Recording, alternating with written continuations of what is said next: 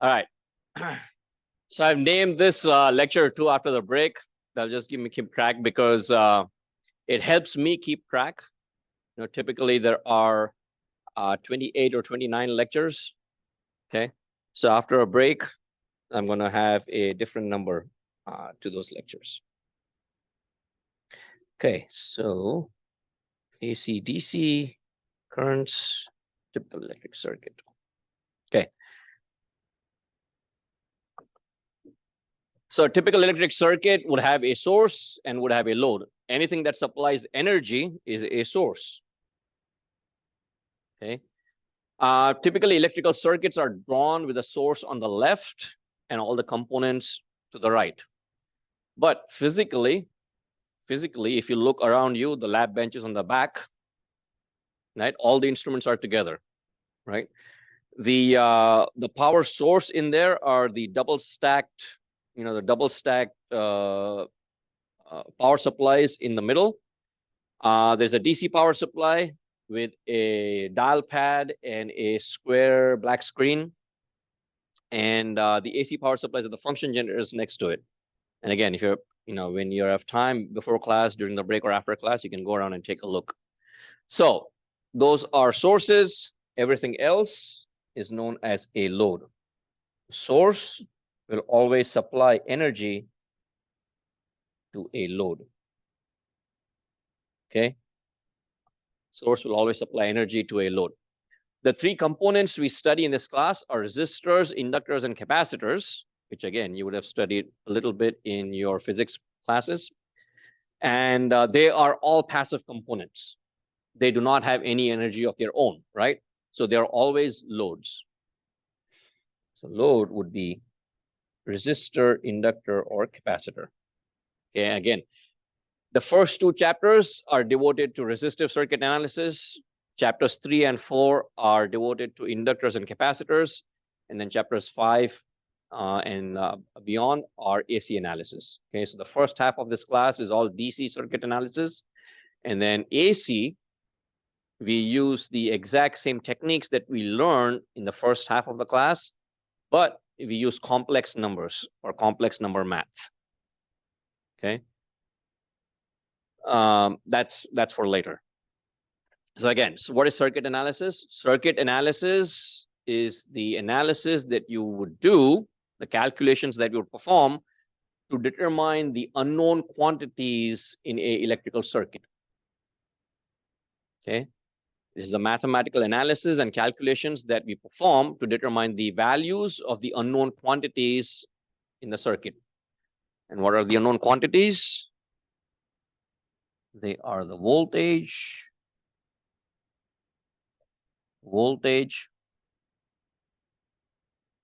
and current in a circuit. Could be voltage, current, power, energy, but primarily just voltage and current. Okay, so determine the values of the voltages and currents in an electrical circuit is known as circuit analysis.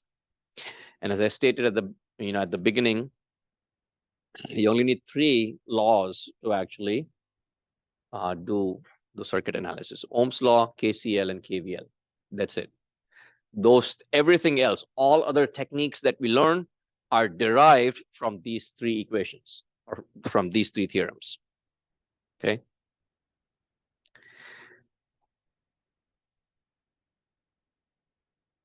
Okay. So as I was saying, sources and loads, anything that supplies energy is a source. Anything that receives energy is a load.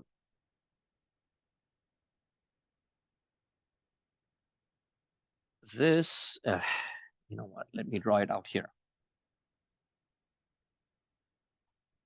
This circle indicates it is an independent source.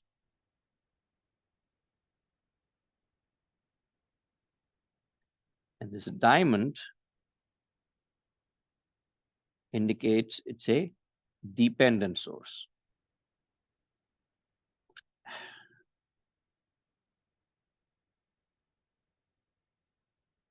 Now, dependent sources, there are not many real-life examples. They're mostly used to create mathematical models or graphical models so that it enables our analysis. I typically don't go too deep into dependent sources in my classes. I do circuit analysis with dependent sources if there's time at the end of the quarter. Okay, so dependent source can supply energy, but as the name suggests, it cannot supply energy on its own. It depends on some other part of the circuit to supply its rated voltage or current. Okay, so that's the first primary classification. These are independent sources. Independent sources do not depend on anything to supply its rated quantity. Okay, independent sources are circles, noted by circles, with either a plus or minus sign inside or an arrow inside it. If you have a plus or minus sign inside, it notes a voltage source. An arrow indicates it's a current source. Yes. Yes, so the question being asked is, are the notes on Canvas? The answer is yes. There is a link on the front page that says slides, and the slides will have all the slides in this PDF form, I believe, and students can download it, use the note-taking software. And also, perhaps you missed, this is being done in OneNote in the class notebook. And so if students sign up through Canvas, sign up as in like you just have to click a link, and these annotations and these slides automatically appear at the student's end. So these annotations are automatically available in real time at your end. What else was I saying? Oh, yeah, voltage sources and current sources. So the first classification is independent and dependent. Most of our work is going to be in independent sources. Okay, at the end of the quarter, if there's time, we'll look into dependent sources. Then the other major classification is a plus and a minus sign indicates it's a voltage source. If there's an arrow inside it, it indicates a current source. But what is the difference? You cannot have voltage without current. You cannot have current without voltage. Okay, physically, they are the exact same instruments. So if you look at the benches around you, they have these power supplies, right? DC power supplies. Those DC power supplies can work as both voltage sources or current sources. Basically, if you run your power supply in constant voltage mode, it is known as a voltage source. And if you run the power supply in constant current mode, you are using it as a current source.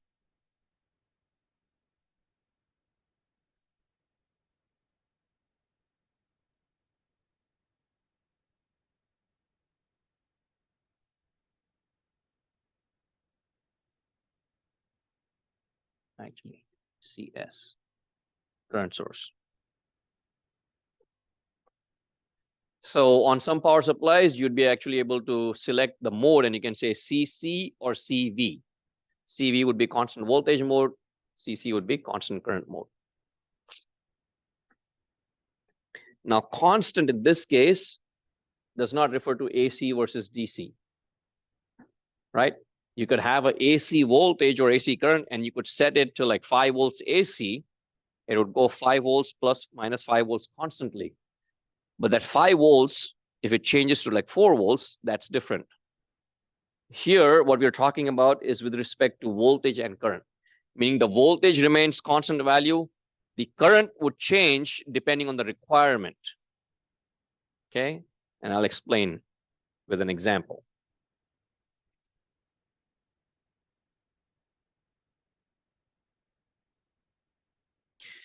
If you have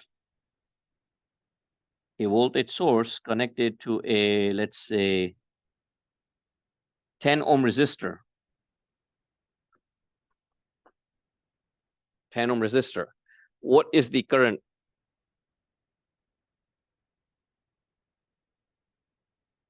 Current I would be,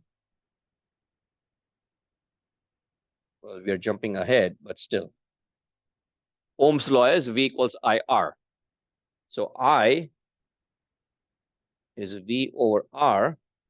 So in this case, a 1 ohm resistor, sorry, a 10 ohm resistor would give me a current of 1 amp. This is just for illustration purposes. You don't have to write anything down, okay? So the voltage supply is now running in constant voltage mode. What it means is it holds that value constant, but it changes the current being supplied depending on the requirements of the load. So if it's a 10 ohm load, then the current is 1 amp. If it's a 1 ohm load, the voltage being supplied is still 10 volts, but now the current would be, anyone? 10 amps. V over R, right? So 10 divided by 1. So the voltage is still 10, but the current has now changed. So constant voltage, current can change, constant voltage mode, hence a voltage source. You could have a 100 ohm resistor, voltage is still kept at 10, current being supplied is now 0.1. Let's take a 10-second pause, think over that. Let me know if you have any questions. Yes.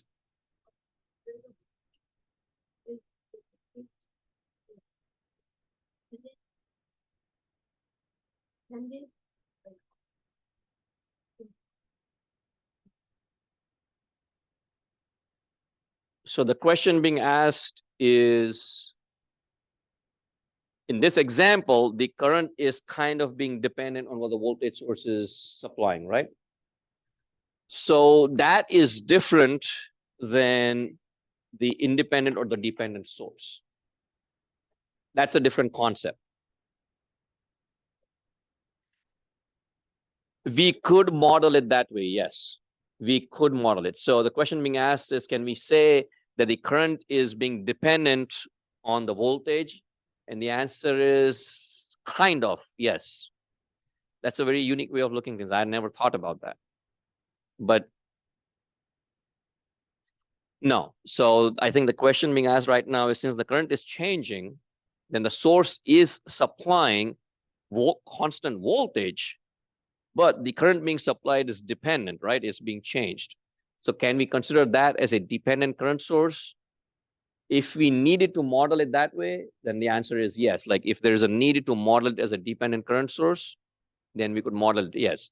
We could say that the current being sent through that resistor is dependent on the value of that resistor, right? So technically the answer is yes, yeah, we could model it that way. But again, remember, the primary purpose of dependent sources in electrical engineering or circuit analysis is that it allows us to model certain devices that way. So it's for theoretical analysis purposes. And that is typically not part of EE 201. So if you do EE 321, which is the follow-on course where we learn about electronic devices like diodes, transistors, solid-state devices, their transistors and diodes are very complex devices. And so we modeled those using dependent sources. But good question. And then let me use an example to show you a constant current source. So if it's a current source, and the same example, let's use 1 amp to keep things simple. Let's use 1 ohm. So if it's a 1 ohm resistor, current remains 1 amp. My voltage outputted from the source is now 1 volt. If it's a 10 ohm resistor, voltage is now 10 volts. The 100 ohm resistor, 100 volts. Okay. So the same power supply unit, you set it to run in constant current mode, meaning the output terminals will send out 1 amp no matter what the load is. So the load is 1 ohm, voltage being sent out will now be 1 volt. If it's 10 ohms, it'll be 10 volts. If it's 100 ohms, it'll be 100 volts. That is assuming the power supply can supply 100 volts. The maximum that these power supplies can send out is about 25 volts. So even though you might want it to send 100 volts, it's not capable of doing so. It reaches a maximum limit. But that's the difference between a voltage source and a current source. Physically, they're the exact same thing, but you run it in constant voltage mode, it's a voltage source. You run it in constant current mode, it's a current source. I don't have a particularly enthralling talk about this slide. I just find it's a little bit funny to have this meme in here. I like to say, Thor is here to help you understand circuit analysis. But explaining a little bit, conductor, of course, is just a line, right? Hence, just using that. Resistors, capacitors, and inductors. Those are the three components we are going to study in this class. Okay, resistors, capacitors, and inductors. This is a transistor, which is something we learn in EE 321. This is a follow-on course to this one. Okay, unit prefixes. Whether you are in the field of engineering, doesn't matter what field you are, whether it's any scientific field, mathematical field, we are used to dealing with a wide range of values, from the very, very large to the very, very small. Okay, so we use unit prefixes named after Greek letters, the Greek alphabet, to help us, shorten out, create an acronym. Most of us are familiar with the ones in the middle, right? So let's take a look at the small sizes on the right side. Right? Everybody's familiar with a millimeter, right? Millimeter. If you take 1 meter and you divide it into 1,000 parts, you get 1 millimeter, 1 milli, right? And everybody is familiar because we have used, rulers and scales, and we know how large a millimeter is. If you take that 1 millimeter and divide it into further 1,000 parts, you get 1 micron or 1 micro.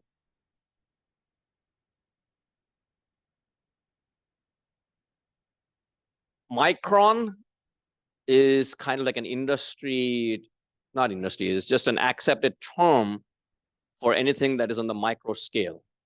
That's where the word microchips comes from, because when the first integrated circuit devices were created, they were in the order of microns. So 1 micron. If you take 1 micro or 1 micron and divide it into further 1,000 parts, you get 1 nanometer. That's where the word nanotechnology comes from, right? To give you an idea of how small a micron is, a human hair is typically on the width of 60 to 70 microns. Okay, human hair is about 60 to 70 microns. Not that I have a lot of left, but that's how small it is. Okay. On the other side, now one more point. The reason we talk about these is because the capacitors and inductors that we study are typically in the order of like microfarads, millihenries, picofarads, even femtofarads. Okay, so 10 raised to minus 12, 10 raised to minus 15, all the way down here. I expect each and every one of you to memorize every single term in here. Not really, I'm just kidding. Even I don't remember all of these. I'm just familiar with the ones in the middle here. Okay. That brings me to an interesting point on this side. Kilo is 10 raised to 3. Mega is a million, which is 10 raised to 6. Giga is 10 raised to 9. Tera, everybody's familiar using those because we use terahertz, terabytes, right? Terahertz frequency range, megahertz frequency range, gigahertz frequencies. You use those every day in your lives when you use a smart wireless phone, use a wireless router. You have frequency bands on those wireless routers, 2.4 gigahertz, 5 gigahertz, right? Those are all 10 raised to 9. To give you an idea of how big it is, let's use the concept of time. How much is 1 million seconds worth? in terms of minutes, hours, days, weeks, months? Take a wild guess. How many days do you think it is? There's no right or wrong answer. I mean, this is just for like informational or fun purposes.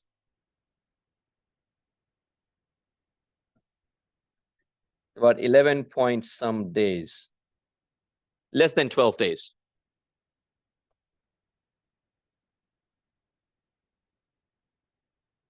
How much is 1 billion seconds?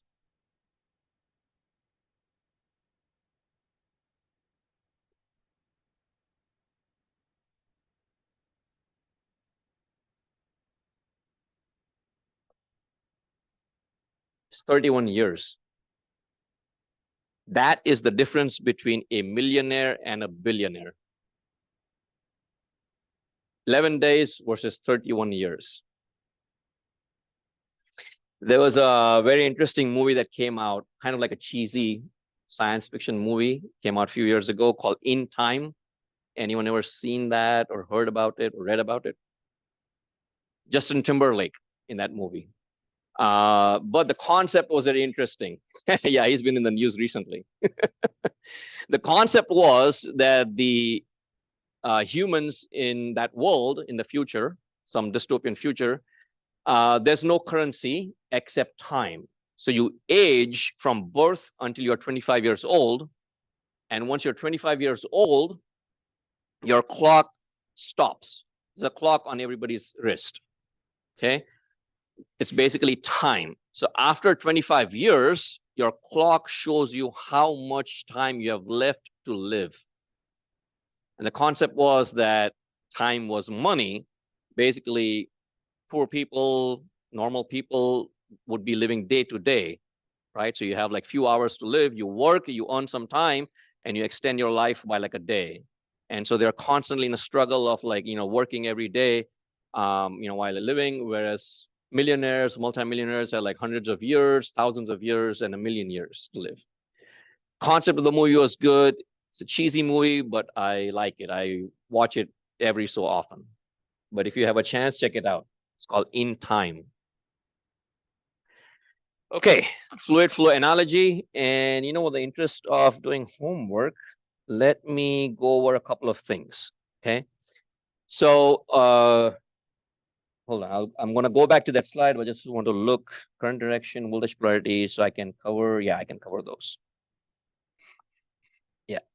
Okay, fluid flow analogy. Mechanical versus electrical. Okay, there's also the concept of a switch that I want to point out. And so let's say you have a mechanical, and you're gonna pardon my illustration. That's my illustration of a valve, mechanical valve. Okay. So electrical conductor are made out of some sort of metal that can allow the conduction of electrons, hence would allow or permit the conduction of electricity. You can we create an analogy between a conductor and a pipe that can carry some fluid, right? So the fluid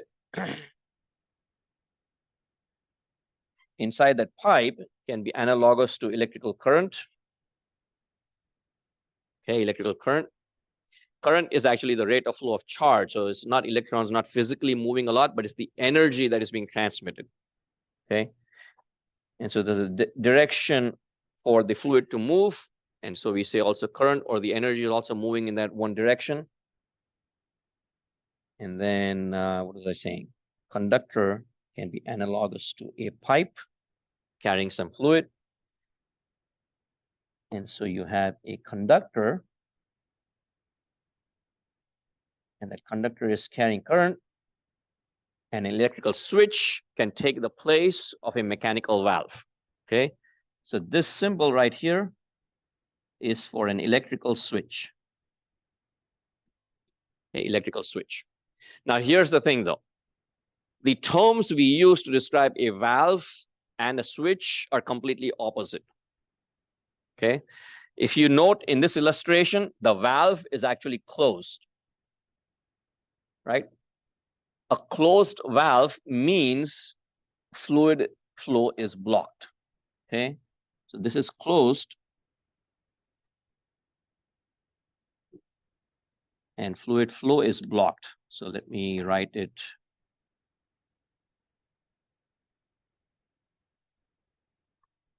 Here, actually, you know what? Closed valve.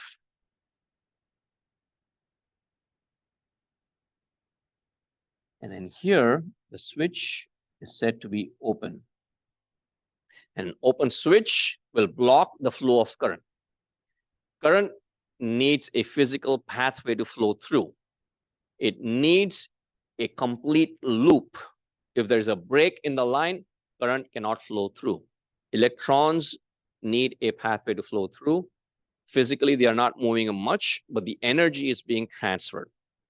All of the power outlets that you see around the room or anywhere in your life, all those power outlets have energy, but there is no closed loop between the 2 points, right? There's no closed loop between the 2 points. So the points are open. The moment you plug something in, there is a closed path that is created, and the electrons have a pathway to flow through, and hence electricity starts flowing. Okay, let's see. Okay. So a closed valve blocks the flow of fluid. A open switch blocks the flow of electric current. And conversely, an open valve permits the flow of fluid. Why am I doing this? Open. And then this is considered to be a closed switch.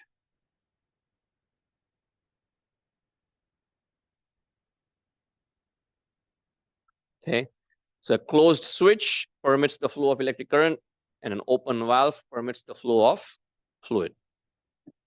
So we can make an analogy between a mechanical and an electrical system by using the fluid flow analogy. But the terms are opposite. Again, open versus closed. Okay, next up is this slide is, okay, small talk about this slide is, when we first begin circuit analysis, we have no idea of the circuit conditions or the values of the quantities. Remember, it is our job to determine what the values are. So we make assumptions and we assign values completely random, completely at random. Okay, we assume the polarity for the voltages, we assume the direction for the currents, and we just assign them. Okay, so these are all assigned randomly. These voltage polarities are also assigned randomly.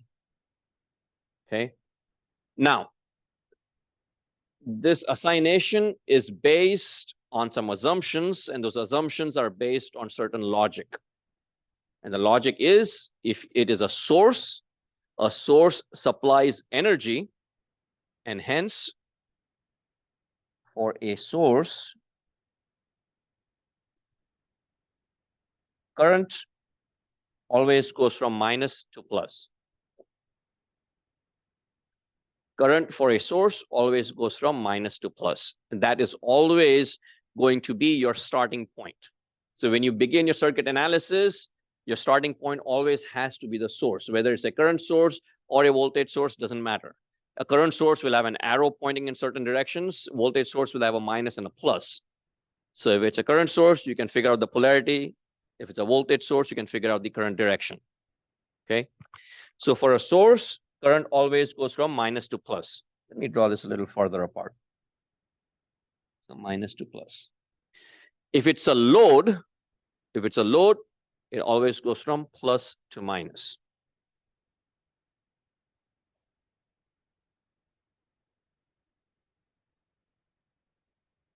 Current is like any other physical quantity.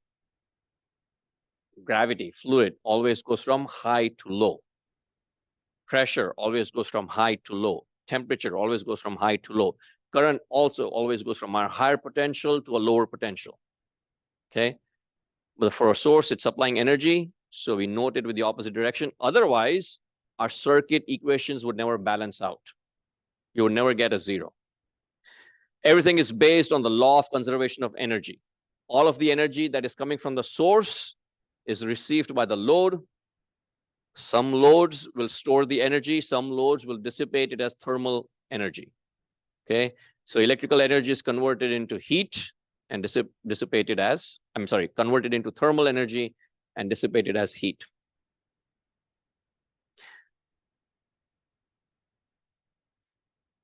Okay, so reference directions, we label the ends of the circuit elements and we use double subscript notations. So again, these are all the basics, you might have learned previously, but again, we go over in the first week of class here. If you have a current or voltage for that matter, we use a double subscript notation indicating 2 points of that component. Now here, the component is a resistor. Resistors, of course, are drawn using this zigzag symbol, right? It's like a zigzag symbol, noted by R for resistor, and the unit is named after George Ohm, which again is Ohm's law coming up in the next few slides. And it's noted by by the letter omega, the Greek letter omega. That is ohms. Question? Okay. So the two terminals of any component, if it's a generic component, we can just label it like this, and we can say it's component A or B or C or whatever. It doesn't really matter. So if your components have two terminals, A and B, and current is IAB, it simply means current is flowing from A to B. Starting point is the first subscript. Destination point is the second subscript, from A to B. IBA means current flowing from B to A. Same current, but we are referencing it differently. So mathematically, we can write IAB is minus IBA, or IBA is minus IAB. That's it.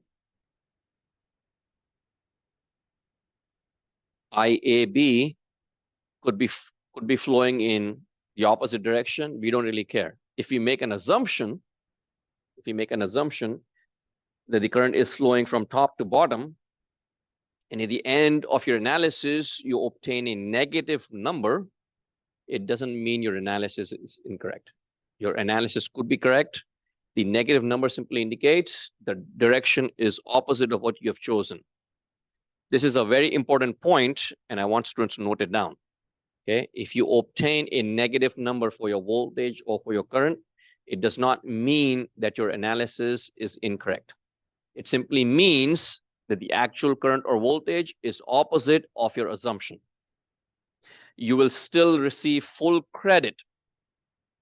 Okay, you will still receive full credit because I will look at the numbers, I will look at the circuit diagram, and I will match the two together. So let's say the current is actually pointing up, right? But your assumption is that the current is pointing down. You would obtain a minus or a negative number. Taken together with your assumption at the beginning, your answer would be correct. And that's what this means. IAB is equal to minus IBA, or IBA is equal to minus IAB. That's what it means. And the same thing for the voltage. Voltage VAB, actually, you know what? Let's take a pause here. Think over it. Let me know if you have any questions.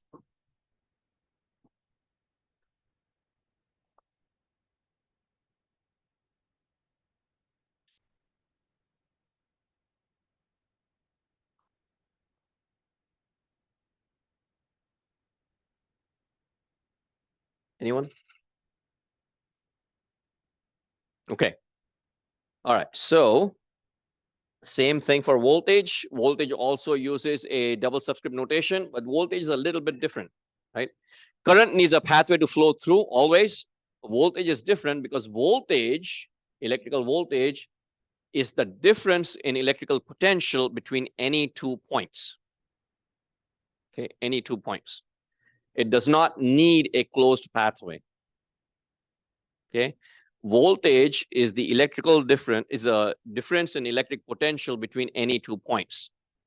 As a real life example, the power outlets that we have, if you measure the difference in potential between the 2 points, should come out to 110 or 120 volts, right?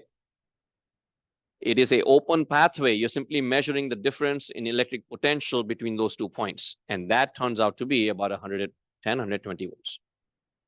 Okay. So when it comes to the 2 subscript notation, what it means is it is telling you what your reference point of measurement is. Again, voltage is nothing but the difference in potential between 2 points. So as an illustration, and this is also one of the problems in the homework, if this is A and this is B, if you're measuring 2 quantities, one of them has to be your baseline, right? If I say my height is 5 feet, 5.5, what is my reference? My reference is the ground where I'm standing, right? If I stand on this chair, my height is not going to be 8 feet. My height is still 5.5, right? It's not going to be 8 feet because my reference is now changed. My reference is not the floor of the room anymore.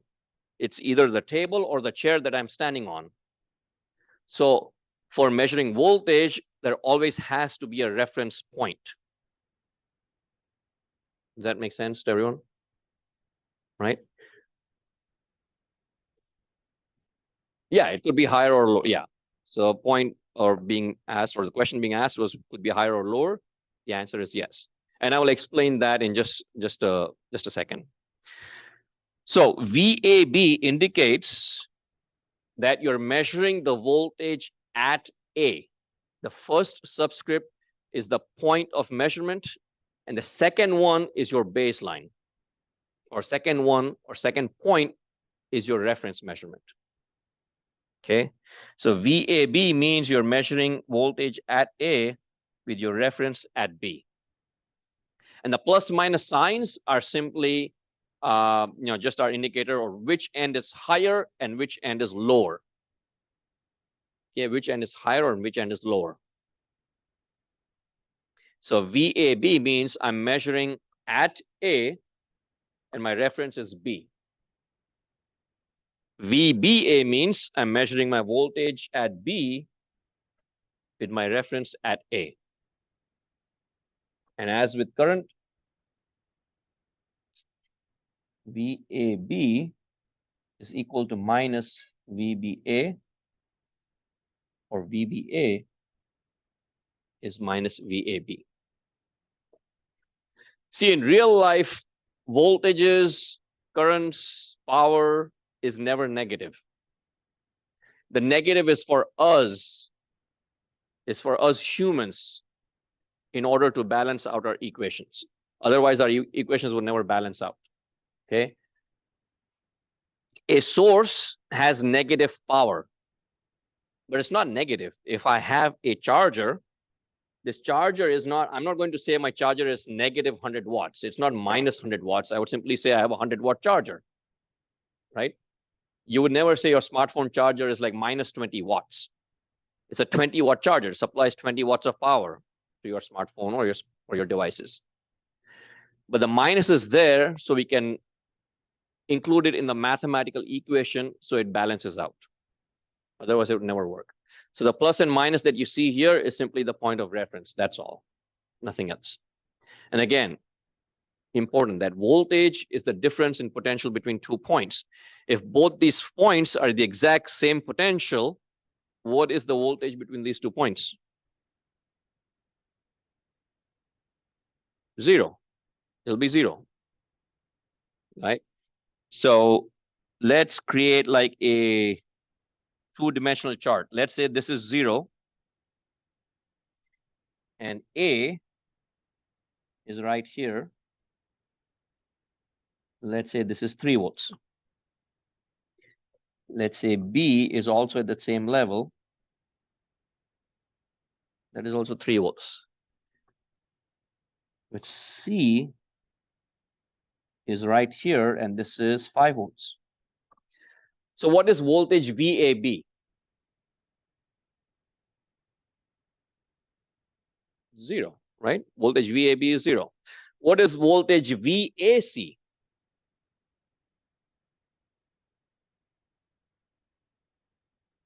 So let's say this is D. D is at 0 volts. What is the magnitude of the difference between A and C? 2 volts. But which one is lower? A is lower. So if I ask VAC, I'm measuring voltage at A with my reference at C. So C would be minus. So VAC, let me write it on the side. VAC means I'm looking up. C is higher, but I'm going to put the negative of the meter over there. Think of it as you're taking a meter has 2 terminals, positive, negative. You put the positive terminal of the meter at A, negative terminal at C, and VAC would turn out to be minus 2 volts. Because C is higher than A. If you do VCA, then it will be plus 2 volts. Okay, and that's the difference. And if you have a point E, you're looking down at it, 2 volts. What is E? If you just write VE, it's minus 2 volts. But if you measure, let's say VAE, how much is VAE?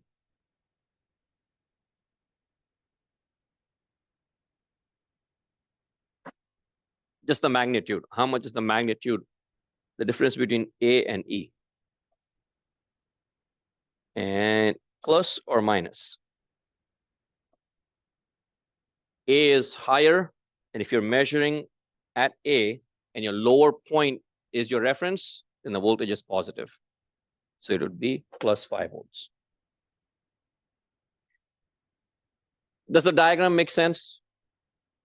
Okay, let's take a pause. Think over it. Let me know if you have any questions. Yes. So it depends. Typically, it's just lowercase. The question being asked is whether it's uppercase or lowercase, and does it matter? Sometimes it does, sometimes it doesn't. As in both ways, typically we use lowercase letters to to describe these voltages and currents. And the reference points actually doesn't matter. This is A and B. You can choose, you can choose whatever you want. X, Y, Z, A, B, C, 1, 2, 3, Batman, Robin, doesn't really matter. Obviously, you don't want to write a long word. Yes. No. It will have units, but I think it accepts. So typically, so the question being asked is the homework website, Mastering Engineering, is that case sensitive? Most cases, no. The answer is, but there's also certain cases where it does require uppercase. So for instance, the notations for resistor, inductor, and capacitor, RLC, are all uppercase. Units are always uppercase. Okay, units for voltage, which is V, is uppercase. Units for current is amps, A, always uppercase. Unit prefixes, on the other hand, like milli and kilo, they're always lowercase. The ones on the left side of the table, mega, that's uppercase. So uppercase M in a unit prefix is mega, 10 raised to 6. Lowercase m stands for milli, 10 raised to minus 3. So that's where it's important, right? So if you're typing in units online and you type in a lowercase m, that's a different meaning, and uppercase M, that's a different meaning. Okay. All right, other questions? Still have about 5 minutes. Okay, more questions, then let's go. Ohm's law, named after George Ohm. I always found this meme funny. This is the primary equation for all of circuit analysis. V equals IR. Don't need any other equation. V equals IR. That is what we use. From here, we can find I is V over R, or R is V over I. Okay. There is also, let's see, current flow, rate of energy transfer. Okay.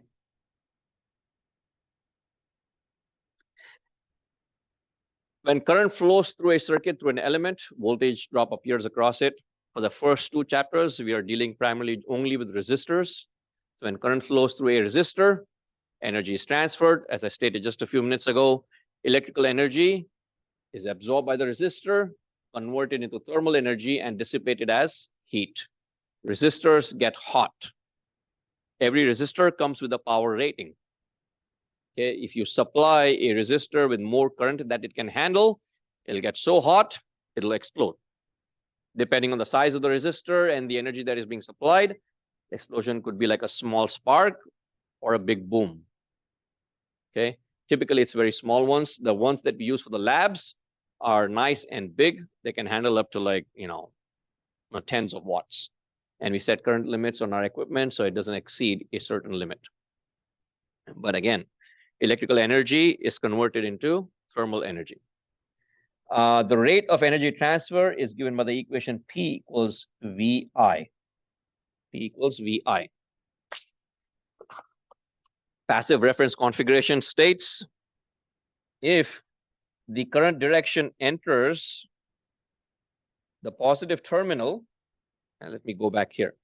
If the current direction, meaning it's going here into the terminal, enters the positive terminal, power is positive.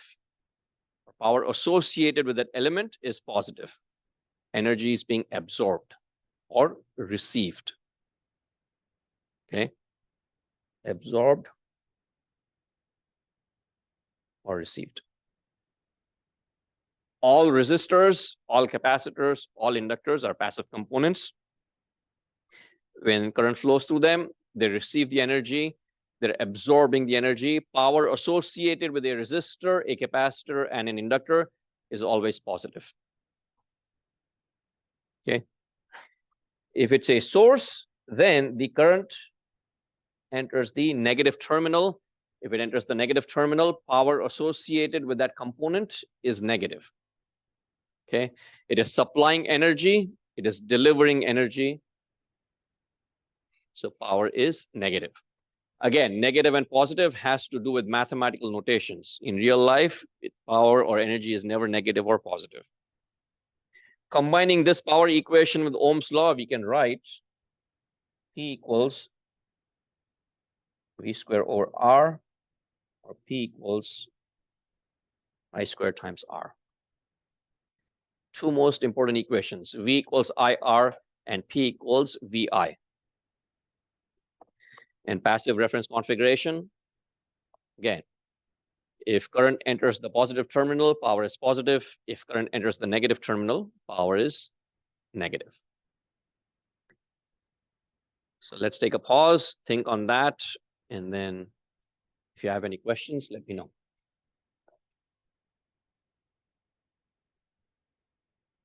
Any questions whatsoever? If there are no other questions, we'll end class here today, and I will see you all on Wednesday. All right. And I'm here if students have any questions for after class, but we'll end class here today. Get started on your homework. And again, reach out to me if you have any other questions. Passive reference configuration, power, just laws and series connections. Sorry.